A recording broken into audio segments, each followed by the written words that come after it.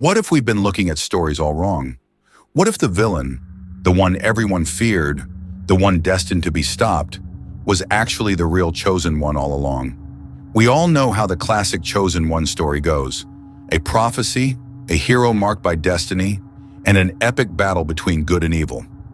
From Anakin Skywalker to Harry Potter, from Neo to Aang, these characters are told they are the only ones who can bring balance, defeat darkness, or save the world. But what if the prophecy was misread? What if the hero wasn't actually the one fate had in mind? Time and time again, stories set up their villain as an unstoppable force, someone who believes they're doing the right thing, someone who believes in their destiny just as much as the hero does. But what if deep down they were right? What if they were never the antagonist, but the actual fulfillment of the prophecy all along? Think about it. What if Anakin Skywalker was the true chosen one, not Luke? The Jedi assumed bringing balance to the Force meant destroying the Sith, but Anakin did something far greater. He erased both Jedi and Sith, leveling the playing field. It wasn't the hero who brought balance, it was the villain. Killmonger was brutal, but without him, Wakanda might have never opened its borders. Light Yagami was ruthless, but he did succeed in eliminating global crime for a time. These so-called villains had visions for the world that, whether we like it or not, worked. Could it be that the wrong side of history was actually the side destiny intended to win? So, was the villain truly the hero, or did fate twist its own prophecy? Let's break it down. We've all seen this story before. A prophecy is revealed, a seemingly ordinary character is chosen by fate, and they embark on a journey to defeat evil and restore balance. It's a formula that works, one that has shaped some of the most beloved stories in history. But there's one major problem. What does chosen one really mean? Who decides? And what happens when the prophecy is misinterpreted? Prophecies are tricky. They often sound absolute, like an unchangeable destiny. But they're also open to interpretation. And more often than not, the people hearing them assume they already know what they mean. In Star Wars, the Jedi believed Anakin Skywalker was meant to destroy the Sith. But what if their idea of balance was wrong? What if balance didn't mean the Jedi winning? It meant both sides being wiped out. Anakin did fulfill the prophecy, just not in the way the Jedi expected. They thought he was supposed to be their savior, but he ended up being the galaxy's reset button. So what if this isn't an isolated case? What if many of the so-called villains in stories were actually the real chosen ones, but their methods were too extreme for the world to accept? Heroes fight to preserve the world as it is. Villains fight to change it completely. But which one sounds more like someone chosen to reshape fate? Let's dive deeper into the ones who might have been destined to win. When Qui-Gon Jinn discovered Anakin Skywalker, he was certain this was the chosen one, a child born of the Force itself, prophesied to bring balance. But what exactly does balance mean? The Jedi assumed balance meant the destruction of the Sith, the triumph of the light side. But here's the problem. The Force isn't just light, it's also darkness. True balance doesn't mean one side winning, it means equilibrium between both. The Jedi, blinded by their own beliefs, never considered that the prophecy might not favor them. Instead of saving the Jedi Order, Anakin destroyed it. He wiped out the light and embraced the dark. But here's the twist. Anakin wasn't just a tool of the Sith. He eventually destroyed them too. In the end, Anakin eliminated both extremes, the corrupt Jedi Order and the oppressive Sith. His actions reset the galaxy's power structure, making way for something new. So was Anakin a villain, a failed hero, or was he always meant to be the true chosen one? Just not in the way anyone expected? Maybe the problem isn't that Anakin failed the prophecy, but that the Jedi never understood it to begin with. But Anakin's not the only case. Let's look at another villain who might have been chosen by fate. Imagine you were given the power to reshape the world, to end crime, to eliminate corruption, with just a name and a thought. Would you use it? And if you did, would that make you a hero or a villain? This is the story of Light Yagami, a brilliant student who one day discovers the Death Note. a supernatural tool that grants him the ability to kill anyone just by writing their name. At first, he sees it as a divine gift, his chance to rid the world of evil and become a god of justice. To the world, a mysterious force, soon called Kira, begins delivering divine judgment. Crime rates plummet, and people start to worship Kira as a savior. But not everyone sees him as a hero. The legendary detective L views Kira as a murderer. To him, Light isn't a savior. He's a dictator, playing God with human lives. But here's the question. What if Light was actually fulfilling his destiny? What if he was the true chosen one, meant to bring the world into a new era of peace, no matter the cost? Think about it.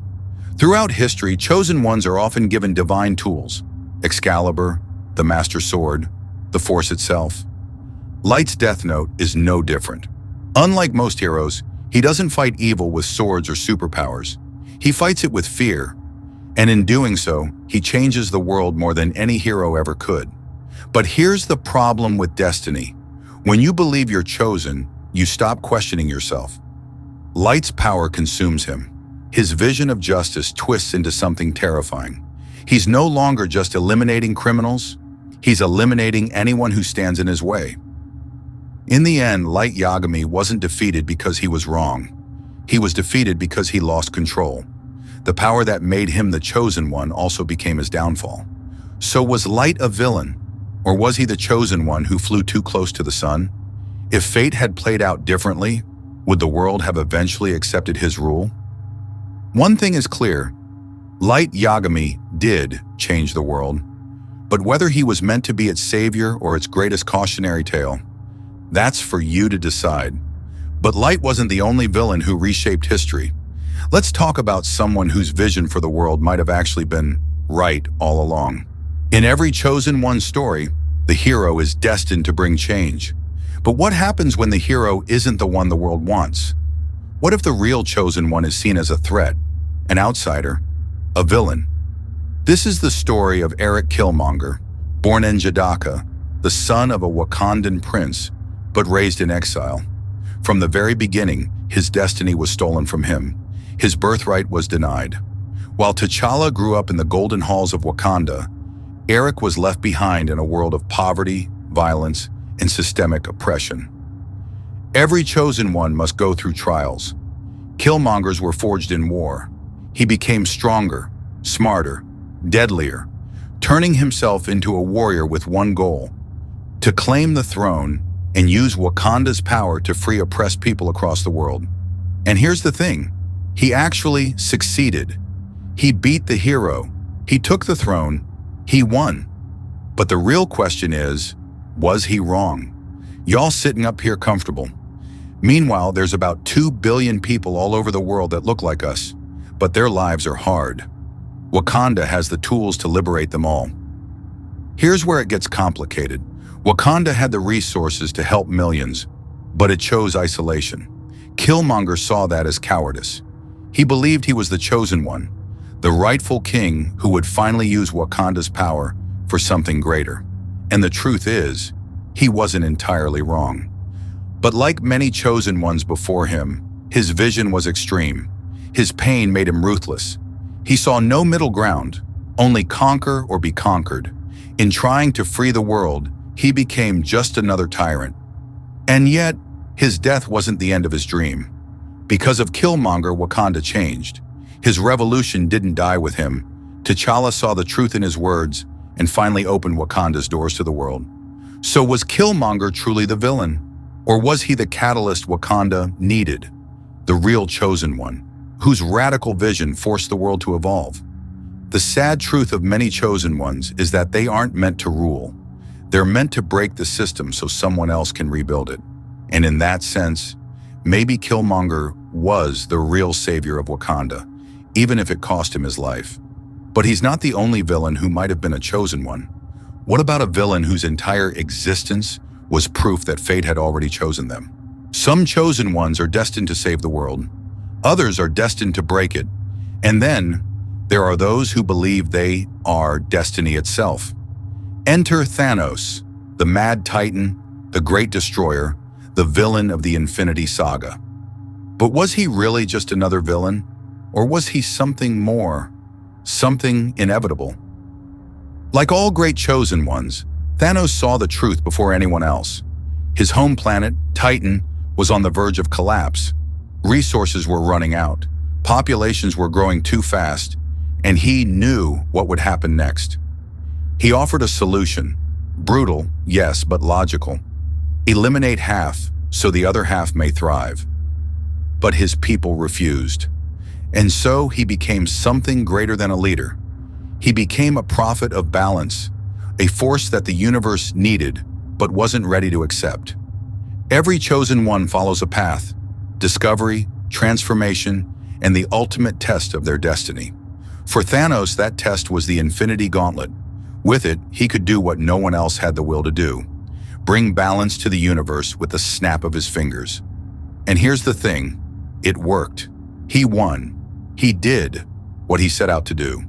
The universe had balance. Resources stretched further.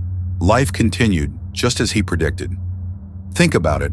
What other villain in history has actually fulfilled their prophecy?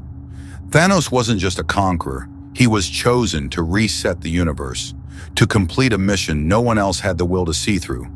He didn't fight for power or control. He fought for what he truly believed was right. But like all chosen ones, Thanos faced resistance.